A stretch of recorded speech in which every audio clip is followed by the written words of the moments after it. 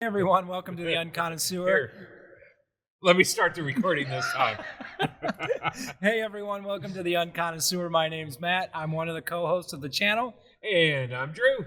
If we sound a little hoarse today, it's because we were together last night for an awesome concert. My favorite band, Need to Breathe. We went to see Need to Breathe last night, so our voices are a little hoarse, so just bear with us today. But we're in a special location, which we're going to get into a little bit later in the episode. But this episode, we are here to talk about Jan Johansson.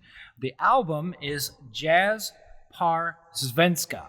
And Jan is a Swedish pianist, jazz pianist.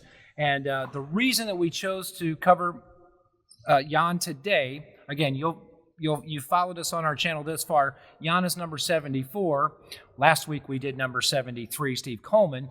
And so we kind of improvised a little bit on our recording. So the reason we chose to record Jan today is we're in a special location that we'll get into here in just a little bit.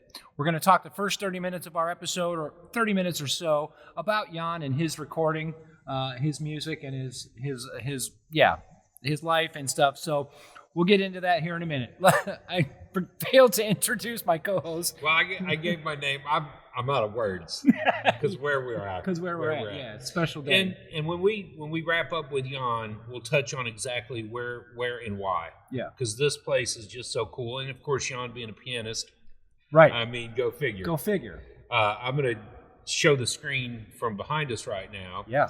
This is the view from behind us. Just looks like a warehouse. Right. Yeah. Well, bear with us as we get to that. So, right. Do you want to bring the slideshow up first? Sure. Yeah. Let's do the slideshow. Let's get to the slideshow. Okay. We're going to leave everybody hanging on where we're at. Hey, that's cool. I think and love it. I love it. First slide you guys have seen before is whatever you do it to jazz. And of course, we're still unconnoisseurs on our journey. We're learning as much as we can throughout this time together and being here in again, the special location.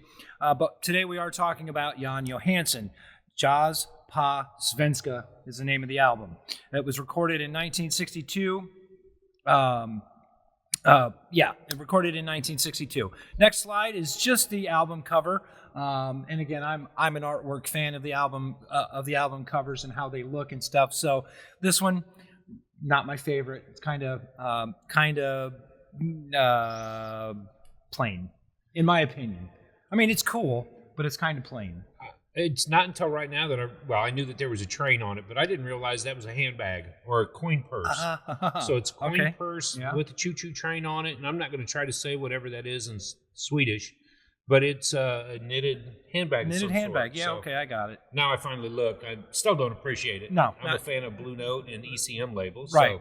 Right. So next slide, just got a couple of pictures of Jan. He's described as not an introvert, but not really an extrovert either. He was just kind of middle of the road.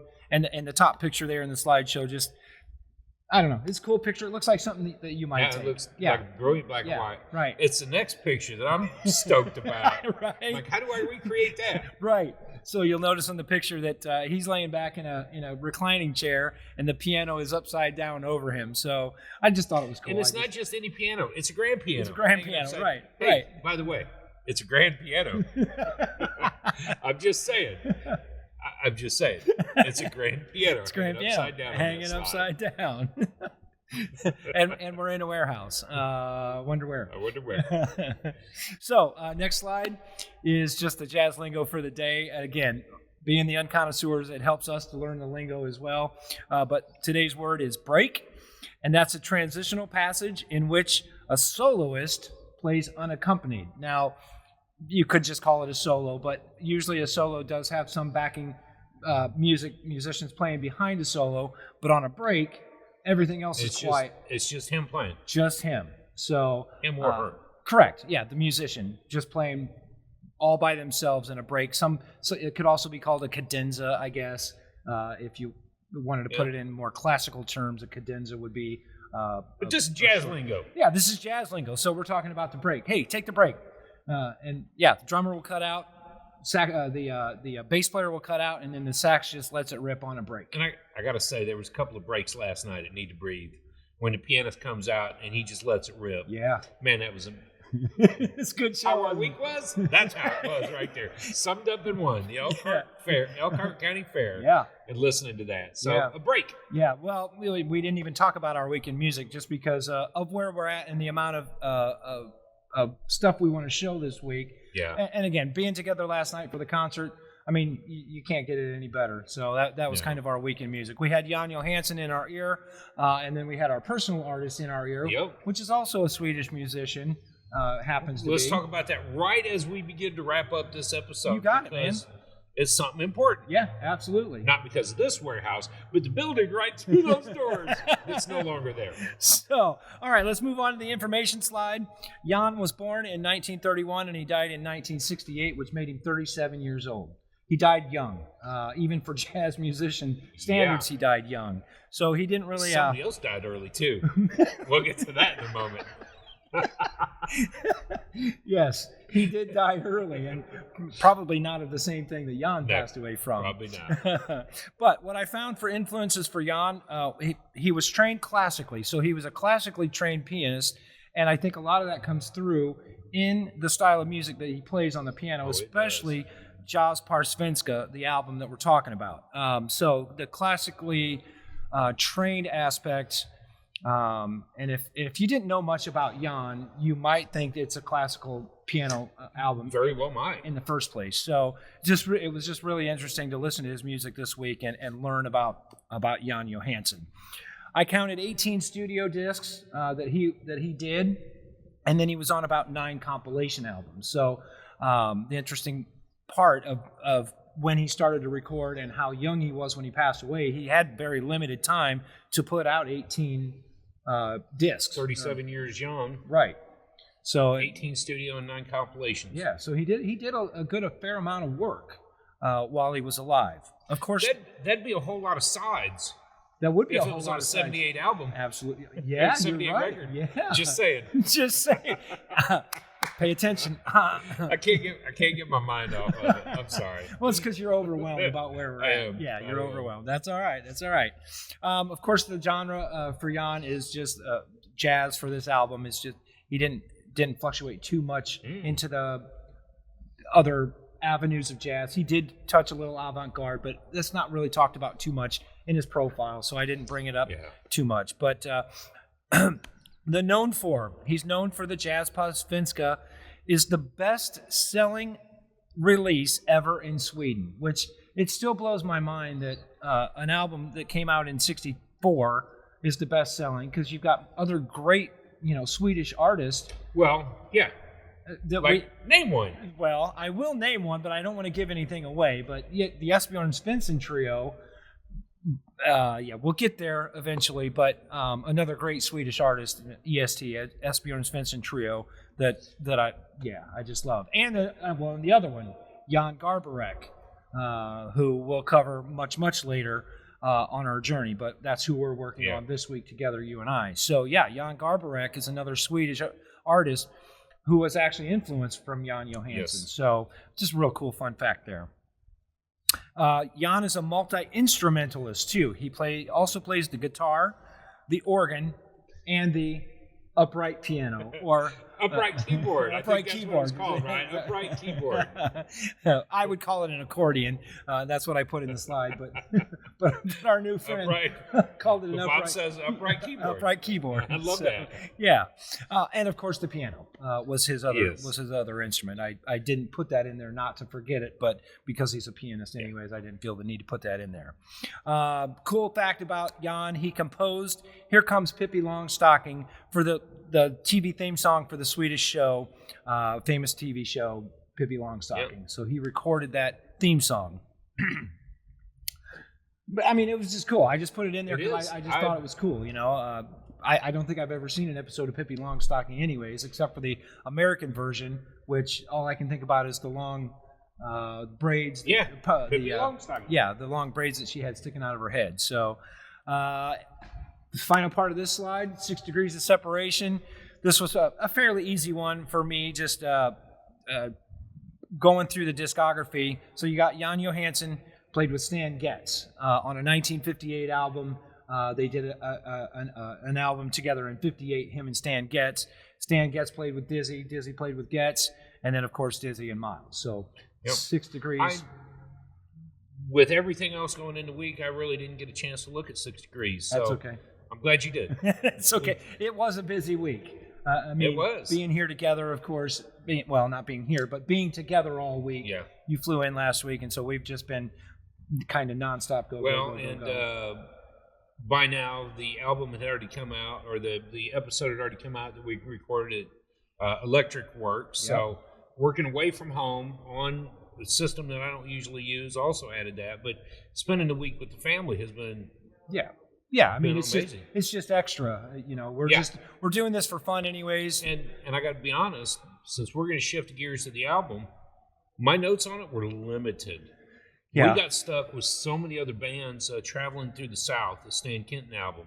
I listened to that probably more than I did Jan Johansson when we first covered Jan. Mm-hmm. And now here we are again, and I'm busy with Jan Garbarek. Right. And all the other great music that came from this location. So So I do have one more fact that I'd like to read. This is from Downbeat Magazine, an article that was written in 1960.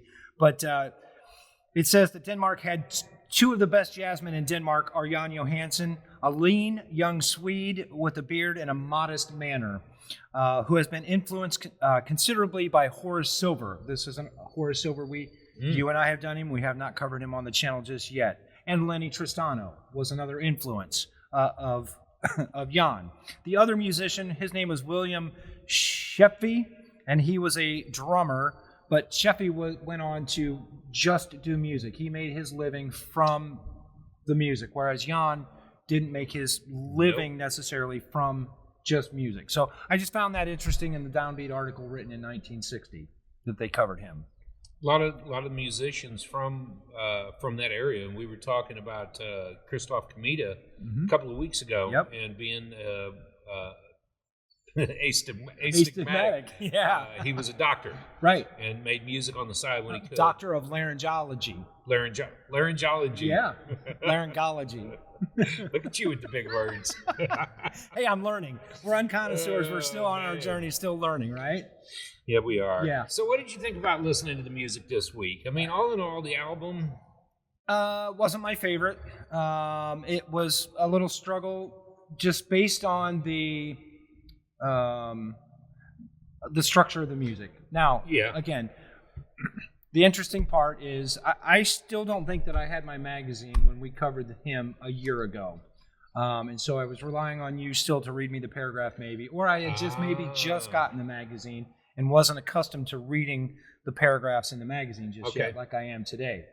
So for me, I'm just listening to the album and I kept wondering what makes this shake the world. What makes this album? You know, we're using Jazzwise, the top 100 albums that shook the world, anyways. So what makes this album?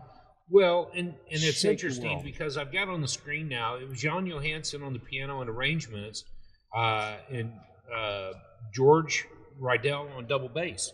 Yeah. So it's just piano and bass. Piano and bass, which in terms, I'm thinking, you put Herbie Hancock with Ron Carter, and what would the album be? Well, you got a jazz album. Right? And this week's album was a little less like a jazz album. Yeah. More of how did it get here? Right. And that's what we've talked about over the last 29 episodes, is there's so much behind how did it make it to a top 100 list. These were not biggest sellers. True. These were not world shaking as far as big names. Some of these are obscure names, like we'd had a comment months ago about them. They're hard to find. Mm-hmm. And this one wasn't hard to find, but it was hard to understand and appreciate. Why is it number 74 in the top 100? And so, we struggled. We did. We wrestled with, even scoring it that week, I remember wrestling with it. What kind of score? And why we wrestled with it after we scored it, and what we found after we scored it. It's partly why we're here today. It is partly why we're here today. We'll get to that in a few more minutes. All right, let's wrap up the slideshow. Let me finish with Today in Jazz History. So, July 30th, Today in Jazz History, saxophonist James Spaulding was born in 1937 in Indianapolis, Indiana. So, cool fact. When we go to Indy, maybe we'll check out where James was born in 37. The other cool thing that happened today in history, Charles Mingus records a solo piano album in 1963. A solo piano. So you put a solo piano album. So and piano. Right. So he's a bass player. Yeah, but he's a multi-instrument as well. Yeah. So I think of him as a bass player. You put Mingus on the piano solo, nothing else.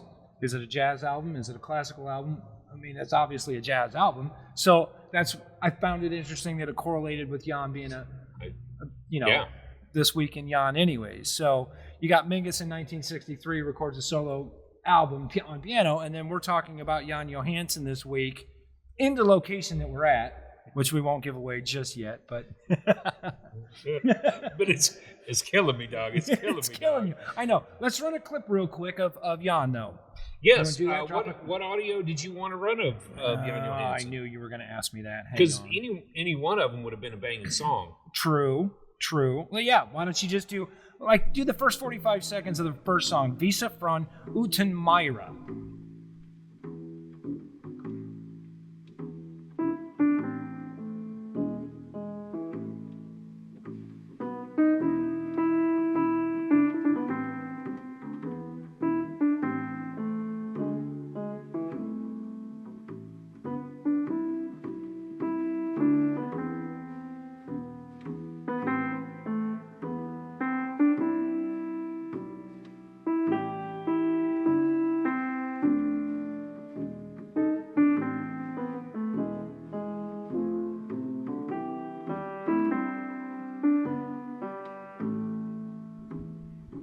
All right. And man. Keep looking at... What a clip. Yeah, that was awesome. And again, it just kind of shows the creativeness. I'm still a little confused why it's still the best selling in Sweden. But hey, the Swedes know something we don't. Well, it's sold more, and it's still currently even better than Kinda Blue. In Sweden. In Sweden. Okay. Which... Right. How's that? I don't know. I gotta be honest, having Phil and Dad on here it's been super cool. Yeah, very cool. And I've appreciated that, and it's been fun. But getting back into the rhythm, I know what's going through your mind. You know what's going through my mind when it comes to this. So it's kind of a fun place to be, just back to a groove. Yeah. There's no doubt. Right. However, whatever's going through my mind and going through your mind, we have to make sure to tell them what's going through our minds. Correct. So. Well, I'll tell you what.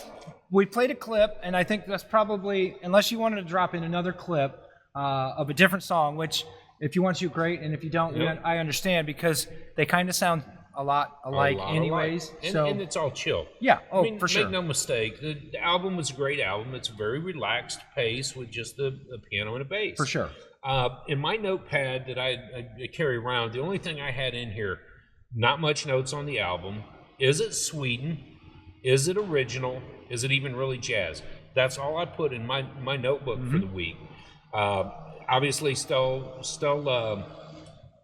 I feel like there's a train coming by. I need to pause the recording. It's perfectly fine, because I think it's still a little better than... It's pretty cool that's happening. Unless that train's coming up on us right now. It's pretty cool that's happening right now. It is very cool. Some of the musicians that would have been here in this spot had to deal with the same thing. So let me ask you this: you done reading your notes? Well, it is Nordic influence, yeah, like Esteban Svensson or Tordi Gustafsson. So it was influenced by these guys, but the glockostilization was a term that was used in reading about this. Jazz musician playing melodies from his local culture, having meaning to his local culture. And so that term, it started to make more sense how we could be at number 74 in the top 100, because he was using local music that was crucial to the culture in the time for the culture. Okay. And so these were the songs of that area. So it might have been like Hoagie Carmichael's Stardust, produced by different musicians as an honor, as a tribute. Yeah. Imagine listening to that song in Florida, realizing that it's being recorded. Yeah. Would you quit your job as a lawyer? I might. Just saying. Just saying. And so we get to that place where there wasn't a lot of talked about the album. We didn't. Right. We'll rate it in a moment, but do we rate it now and just move on to the next piece? Well, let me ask you this: did it shake your world? Nope. No. It didn't shake my world either. Would you recommend it to a brand new jazz listener? Yes. You would? I would, because I think that it's like putting your toe in the pool to see what the temperature looks like. Okay. This might be an easy enough album for the average new jazz listener or jazz listener to just sample what a piano and a bass guitar sounds like. And it's not electric bass. This is a stand-up double bass. It's a double bass. Right. So it might be an opportunity to take a look. And by now, you've already seen the short video about the album that we've got up on our YouTube channel, so you can go listen to these individual songs. No, I'm lying. That was last week. Yeah, by now you've already listened to Steve Coleman over and over. Right. So, Jan Johansson. Yeah. Yeah, so, okay, I would not. I don't think I'd recommend it for a brand new jazz listener, just because I wouldn't want them to get the wrong impression of jazz. And to me, this one didn't hit on the jazz side quite so much. I don't find the rhythms, a jazz-style rhythm. Okay, the instrumentation, a piano and a bass, definitely jazz. Could have been orchestra. It could have, but yeah, could have been an orchestra. So I'm not sure I would recommend this one to a first-time jazz listener. It's just funny it's just funny that awesome. Stuff's going on. Yeah. So, all right, you ready to rate? You know, I think I am. I've had a slideshow going here in the background of Jan, so I think that I am ready to rate. Like it or not, here we come. I gave this album for the week of listening to it, and again, I had no other notes about what my week was like, because, well, I know what it was like. We were listening to another Stan Kenton album from the South, so you can imagine the kind of music that's really rolling through my ears compared to Jan Johansson. Right. So I gave this album that week a 6.5. You know what? We both did, because that's exactly what I gave Jan as well. It's still a good, decent score, in my opinion. Yes. For Jan. Here's what shook us. Are you ready to move into it? Let's jump. I mean, a 6.5 is really decent for the music, for the album itself. But here's what really shook us together. And I'm going to raise the magazine, because we've said it over and over again. Sometimes the paragraph that's in the magazine has got more information than you will believe. Yeah. And so it's important to listen. It's important to read. And we went back and read that article one more time, and it really did. I still wouldn't have rated the album different. No, I would not have either. But what we chased that week. I remember the conversation, the phone call between you and I that day. We rated the album, and we said some of the same things. It's not the music. It's not the music. What can it be? And you finally said, "We better read it again." And then it popped off. Why it shook the world? You ready to tell him? You tell him. Oh no. Okay. Well, I'll read here. Let me read you the paragraph. And not the entire paragraph of the magazine, just the paragraph that is important. When bassist Manfred Eicher formed his own recording company, ECM, later in the decade, Jazz Svenska, together with Kinda Blue, would help inform his aesthetic toward recorded sound. So, when a bass player by the name of Manfred Eicher heard this album, and the way that it was recorded, and the quality of the sound, the balance between piano and the double bass, and then the Kinda Blue being blended, and he says, "Wow, that's really beautiful sound. I should start my own record label." And he did. And you'll notice the shirt that I'm wearing today just happens to be on that same label. Yep. So, Manfred Eicher, thank you for shaking the world. Thank you for listening to Jan Johansson and thinking, what can we do? What can we do to recreate that kind? Starting the ECM label. And from there, we began to dig into ECM. Sure did. What did Manfred do? How was the sound created? And then we started to recognize that Pat Metheny, Gary Burton, so many other beautiful musicians. Jan Garbarek. Jan Garbarek. And that's who we're listening to this week, Jan Garbarek. Mm-hmm. That'll be another year for y'all, so hang tight. But Jan Garbarek was the 7th album that ECM ever produced. Yep. Manford took a 28-hour train ride. What if there's anybody else that took train rides to record?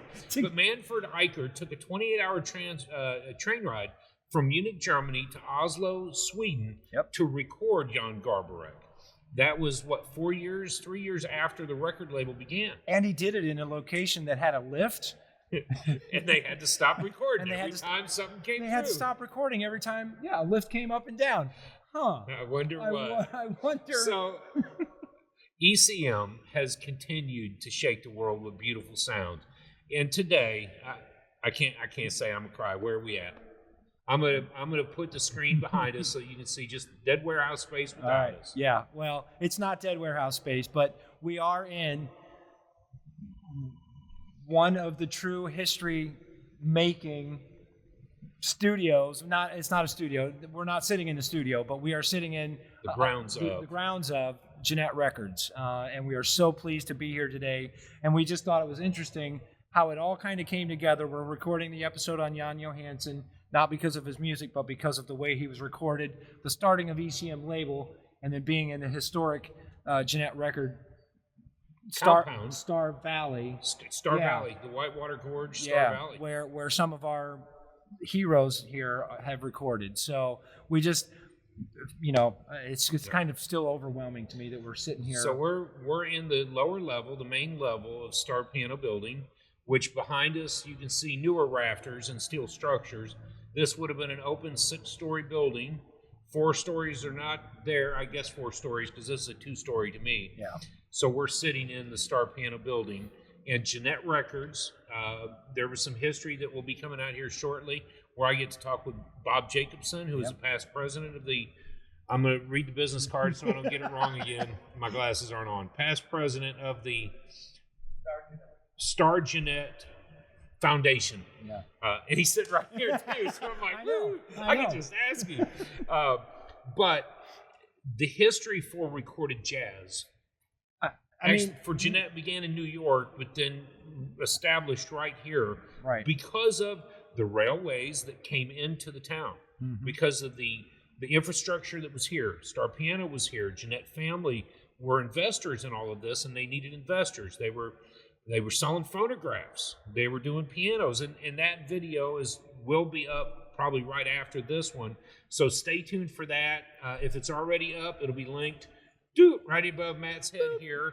And so you can hear Bob Jacobson and myself talk about the rich history of the Richmond, Indiana area. And then if you're at all interested, we expect that you will be in the Indiana, Ohio, Illinois area.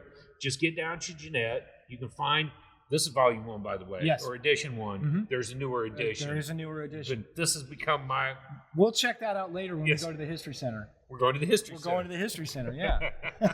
The rich history of Gennett, the rich history of Star, of the Richmond area in general. And this is Indiana. Yeah. We're talking about jazz history beginning in the little state of Indiana. Yeah. Being at General Electric Works last week, historical part of Fort Wayne. But then the railway, everything that came through here, the industry that was here, the water that was here, that was...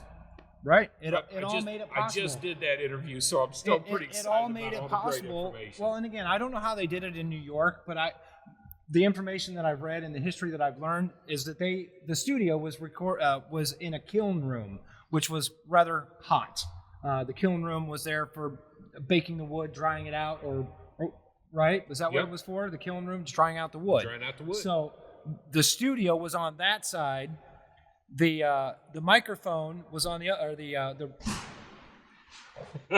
So yeah, I don't know how they did it in New York. But from everything I've read here, it was hot. Yeah. And the musicians, you'd see them askew their tie and open their shirts up a little bit just so they could stand the heat. Well, and I'll put some pictures up of the Gennett studios as they're recording, and that's what got to be so exciting about the history of Gennett, the history of the recorded jazz music, is that it was a past room. But the shellac that they were using to impress as they recorded had to be kept between 85 and 90 degrees. I can't imagine going into a 20 by 30 space. Right. Yeah, well, we just were out on Well, in we that were standing space, on yeah. that ground. It drew it over there. We're standing on that space, but imagine being locked in a room where it has to be maintained 85 to 90 degrees year round. And so, yeah, you walk in with 10 musicians or 8 musicians trying to record, it's going to get hot and sweaty no matter what time of year it is. Well, right. And you're in the valley here anyways, and so when it's hot outside, it's super stagnant, super hot. So, and as we alluded to with all the noise, if we pick up any background noise, there was a switchback for the train that came down off of the main train line, which is just 100 yards up. But the switchback would come down and the train car would roll by. They would have to stop their recording or time it wisely so that you didn't have the train car in the back. And I laugh because I want to go back and listen to every Gennett record ever made to see if I could ever find one that has the train car running through. Right. But the history of the recorded time from the Gennett is what spun us from ECM. We had already talked about the legend Bix Beiderbecke, and we understood what Gennett brought to the table. Well, we started reading the book shortly after you and I covered Bix in the first place. So that's what really got us interested in the history of Gennett and Hoagie and it's Indiana, Lewis. Indiana history. Of course. And then you start hearing the stories of Hoagie Carmichael and even Gene Autry. Yeah. Blind Lemon Jefferson is out here. So this walk, I'll put some of those videos up, video clips along the way. But the rich history of everybody who recorded with Gennett or a label from Gennett, or the time that Paramount shut down and needed their musicians recorded, which came to Gennett. Yeah. It was also the place of first integrated musical recordings. Yep. And in my interview, I got to hear this again, and the rich history of it is you're bringing black and whites together to record in one room at one time. And they may have had to slide people in and out on the train to get it recorded, or they may have said that he was Latino? Indian, to stay at a local hotel with the rest of the musicians. But the idea behind that is that the color green is what mattered when it came to Gennett, and thinking now about it as being investors. It was important. Sure. Does it make us money? Yes or no? Right. And does it matter what color, what race, what creed? No, it didn't. It made money. And I think some boundaries were pushed in that with the 100%. I think is that the term that was used earlier. Well, and I mean, if you want to know more about Gennett, obviously buy the book. Buy the book. Yeah. Or come to Richmond, Indiana, and talk with Bob Jacobson. Absolutely, and learn all about the exciting history of Richmond, which I got to say, I've been here for the Atmos recording of the Star Grand Piano just a few months ago. So I'm still just in awe of that whole process and how that happened. Meeting Bob for the first time and then staying connected with him to make this day happen. So, the history of Richmond is just incredible. And we could do multiple episodes just on that. I don't know where the flyer went, but on September 14th, I don't know that we mentioned that yet. The Walk of Fame. And I'll put this up on big screen, but you can see what Matt's looking at. The Walk of Fame, and they're going to be playing the music of Bix Beiderbecke. September 14th, Saturday, and that's going to be from 3 to 9:30 p.m. right here. Charlie's Chops, 5 Acre Brewing, Ullery's Ice Cream, and they're going to have fun and games going on. Yep. Right here at the Star Gennett building, right where we are sitting. So this is a multi-use building. They do other stuff in here. When I was here before on my own, there was a wedding reception being set up for, so they hold wedding receptions in this venue. It's just a cool place to be at in the first place. And, man, thank you so much for letting us be here today. Yeah, absolutely. I'm going to pause the video, and we'll get Bob in. Maybe there's some more information that he can bring to us. Okay, sounds good. Shall we? Yeah. Since we're here, we've got the musical absolutely history box here. Let's roll in the chair here in the middle. So welcome to the Unconnoisseur channel. Today we are in a very special location with a really special individual. I want to introduce you to my left-hand side, Bob Jacobson, past president of Star Gennett Foundation. There we go, Star Gennett Foundation. We've gone down this rabbit hole of ECM, Gennett Records, Richmond, Indiana, because we are Indiana boys. What did we miss? Do tell. Is there? Yeah, I heard him ask you earlier on the interview if there's any behind the scenes or secret history that you could talk about, and you handled it well. But what did we miss about Star? Well, not so much. We covered the history of the piano company and phonographs, and the jazz recording was mostly the first 5 or 6 years, and then after that, a lot of the jazz musicians had moved to New York. Had left Chicago. At least the recording part, and the technology had changed. But what Gennett did is they looked at country music and hillbilly music, and they brought in musicians, fiddlers and banjo players from Tennessee and Kentucky, and more blues guys. Just a single guy with a guitar singing the blues. Big Bill Brunsey, Tampa Red, those kinds of things. So. They knew that their market was rural folks, and then they had a big contract with Sears and Roebuck, who they printed a lot of millions of records here for Sears and Roebuck that were sold through the catalog. I forget about that. Yeah, it was nickel and dime. So we didn't get into this in the interview, but as you get to that, I want to go to the demise of. But let's talk more about all the hillbilly music and all the other music that came. I got a question for you, if you don't mind, and maybe you covered it in the other interview, but in the book it says that Henry would let the kids listen to the records at home and kind of pick what they liked and what they didn't, right? Well, yeah, Henry was around till 1922, and then he passed away. Okay. And so the recordings here in Richmond just started at that time. Okay. So there's 3 sons and a daughter, but the daughter was younger, and the boys were involved with the company as a vice president and treasurer and secretary. Yes. And Fred was over the record division. Yeah, Fred. So he had say on who to bring in from out of town to record, and kind of an open hand, because these are not A&R guys. These are not music people per se. No. But they could see if this was attracting a lot of audience, that maybe we could record them, and they'd also rent their studio out for people who are traveling down the highway and they want to make some recording. So for $30 an hour, they could rent this studio and record whatever they want. Wow. So there was speaking things, and it's funny because you say that, and I think about one of the albums that people keep talking about. A 30-minute record of laughter. The laugh was track. something the laugh track that got recorded. Well, that would have been Henry Gennett Jr. did the sound recordings for radio and movies and things like that. But crickets and wood chopping and engines and trains and whatever sound effects people could come up with. Yeah. And so it's really kind of infinite kind of thing. So you had a radios that wanted to have laugh tracks or sound background sounds of any kind. Oh, man. So that lasted another 15, 20 years, something like that. Just incredible. Well, I mean, because our microphones are picking up what's going on outside A little bit. today. I hope. I think that's a weed whacker out Yeah. All right. A weed whacker. Well, it's not a train coming through, so we don't have to worry about that. Right. And it's not an elevator from Jan Garbrick at Right. ECM. So But somebody did just bust in and. that was awesome. The door was open and he was not happy. That's right. That's right. one of those park employees. Well, it's a good thing you were here. Thank you for being here with us.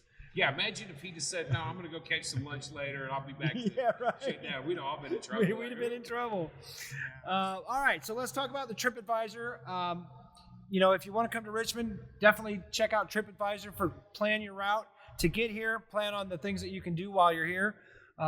You have anything else? Visit richmond.org. Visit richmond.org. Yeah. Something like that. And you and I are getting ready to go to the History Center We're going to go to the History Center after we have some Richmond.org. after we have some lunch. Yeah, we call that the Wayne County Historical Museum.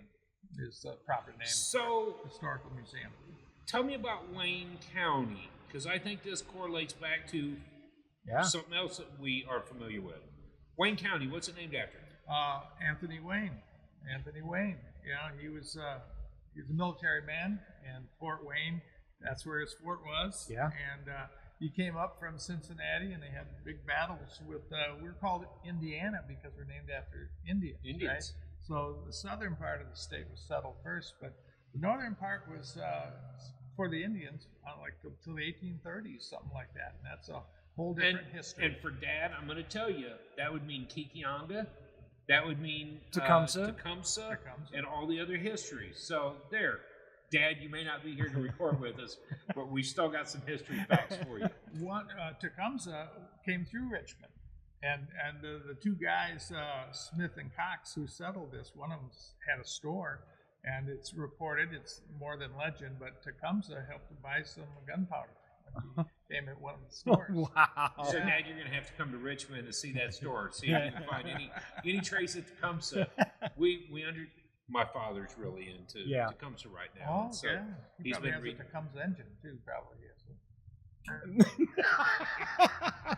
Probably. Those are lawnmowers. Yeah, lawnmower, yeah. Maybe we should look into that. So I know that we got into this during just a general conversation through the walk of fame out here. But what was the end of Star Piano? What brought this massive business? Because this was a town. This was a city built around the industry of this. The Star Piano Building, Gennett Records, the phonograph companies, speculation or history. Why did it all come to an end? Well, all things come to an end eventually, and this is a family business.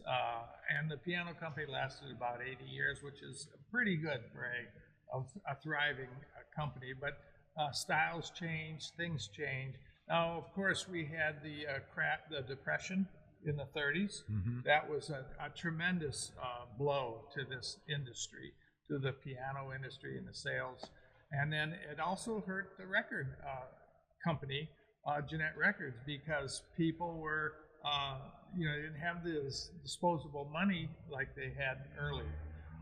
The second thing, besides the Depression, was the advent of radio, and cheap desktop radios could be purchased, and in the 1920s, the growth of radio was astronomical.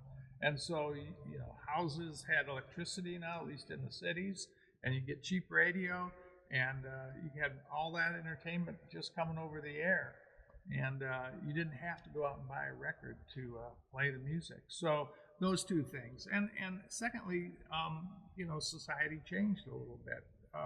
We also, the automobile became available. People wanted to buy other things for their homes, like refrigerators, and they spent their money on other things. So the piano, got in second or third place, and they just didn't sell many of them. And Matt had asked the question earlier on, or now I'm drawing a blank of where I was going with that. The end of all of that brings with it the change. We don't need records. We're not listening to them. We've got the radio. We don't need that. We've got refrigeration. We're driving around, and so it's just this progress. Progress almost killed the radio. I attribute it to the same thing that happened when cassettes came out. People weren't buying LPs or vinyl anymore, and so the cassette industry became big. Then the advent of the CD, of course, came out, and I'm chucking tapes out the window as fast as I can because I want all the CDs because they sound better, they're easier to use.